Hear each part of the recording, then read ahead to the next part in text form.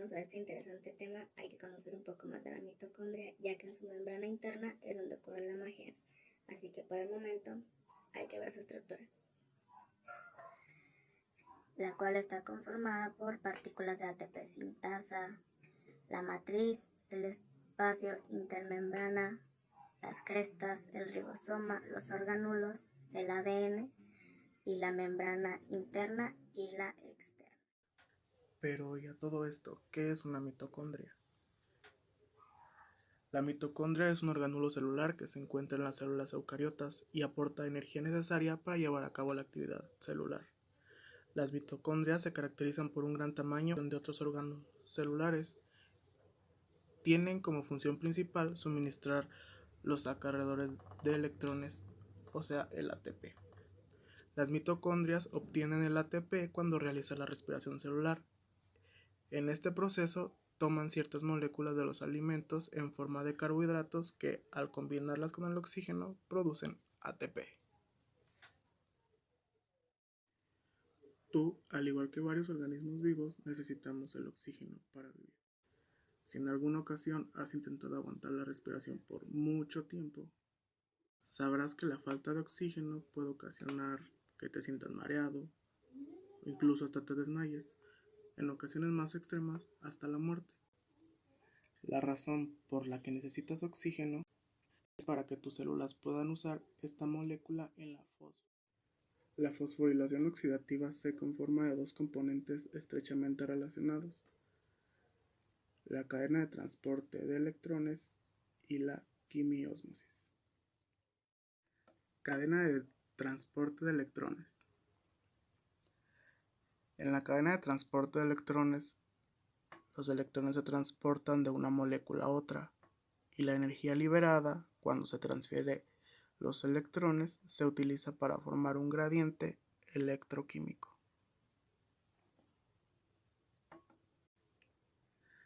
Quimiósmosis. En la quimiósmosis, la energía almacenada en el gradiente se utiliza para sintetizar ATP. El oxígeno se encuentra al final de la cadena de transporte de electrones, donde recibe electrones y recolecta protones para formar agua. Si el oxígeno no se encuentra ahí para recibir electrones, la cadena de transporte de electrones se detendrá y la quimiósmosis no sintetizará más ATP. Sin ATP suficiente, las células no podrán llevar a cabo las reacciones que necesitan para funcionar e incluso podrían morir después de un cierto periodo de tiempo. Cuando los procesos glucólisis y ciclo de Krebs terminan, los acarreadores de energía NAD y FAD pueden ser enviados al proceso denominado fosforilación oxidativa, o también conocida como cadena transportadora de electrones. Fosforilación oxidativa.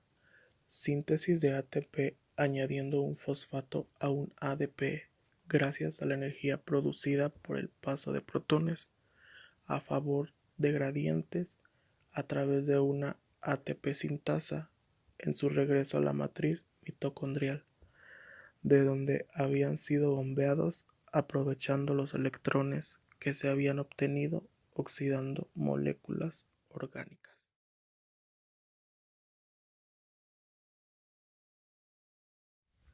Los procesos que participan en dicho complejo están ubicados en la membrana mitocondrial interna, que es una serie de complejos proteicos de coenzimas y citocromos muy enriquecidos. Básicamente se encuentran conformados por el complejo 1, denominado NAD deshidrogenasa, el complejo 2, denominado succinato deshidrogenasa, sí, el mismo que aparece en el ciclo de Krebs.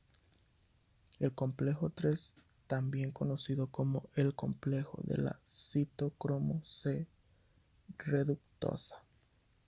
El complejo 4, conocido como el citocromo C oxidasa. Y por último, A continuación les mostraremos cómo es el proceso de la cadena transportadora de electrones con el NAD.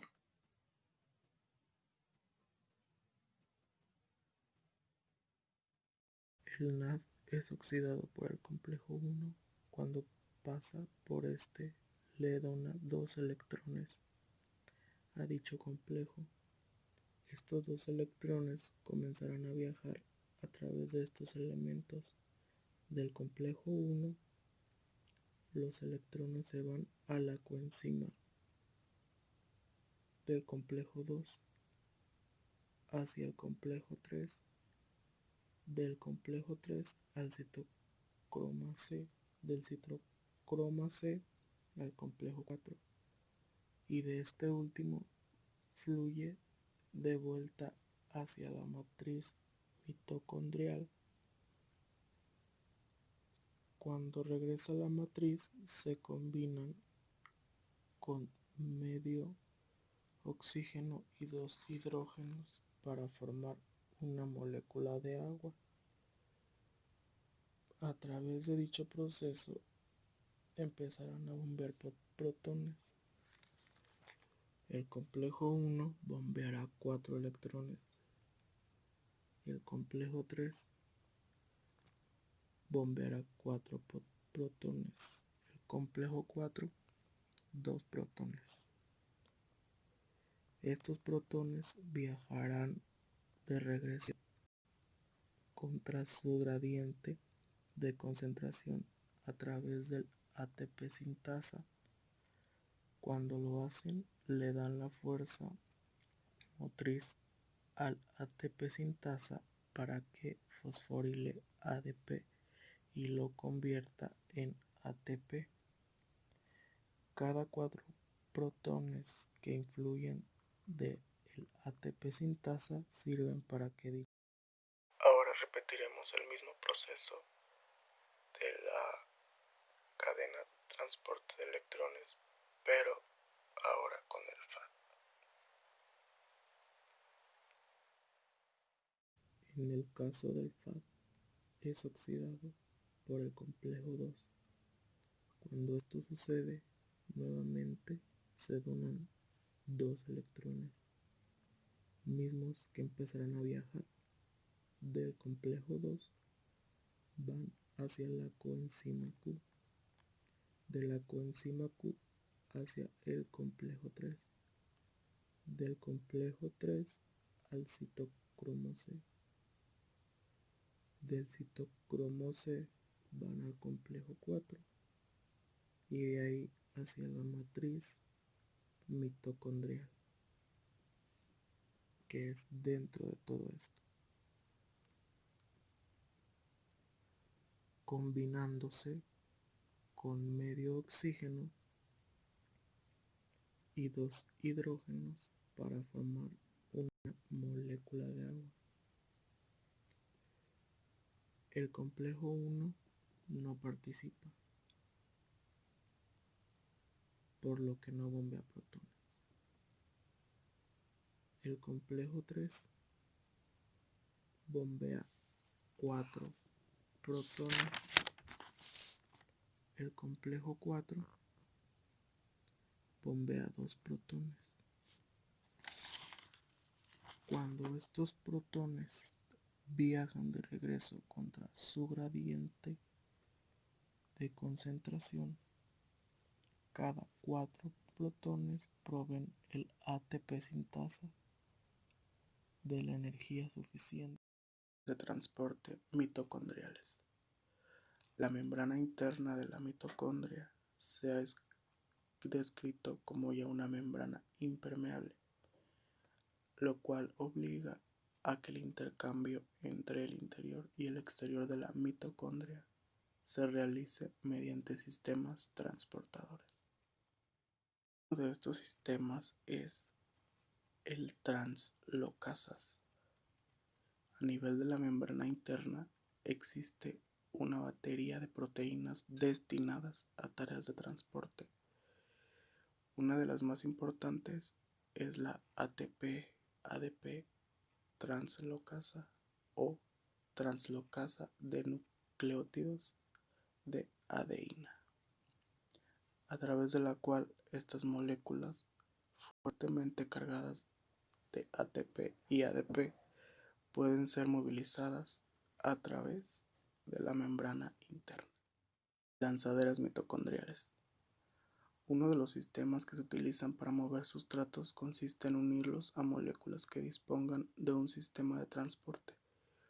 Otros tipos de lanzaderas son necesarios para poder trasladarlos, que en las relaciones de oxidación han quedado unidos a los coenzimas citoplasmáticos, a la cadena del transporte electrónico. Al ser impermeable la membrana para el NAD, los equivalentes de reducción han de ser trasvasados de alguna forma con el objeto de recuperar las coenzimas en su forma oxidada. Regulación de la fosforilación oxidativa. La velocidad con que se desarrolla la fosforilación oxidativa está marcada por las necesidades energéticas de la célula.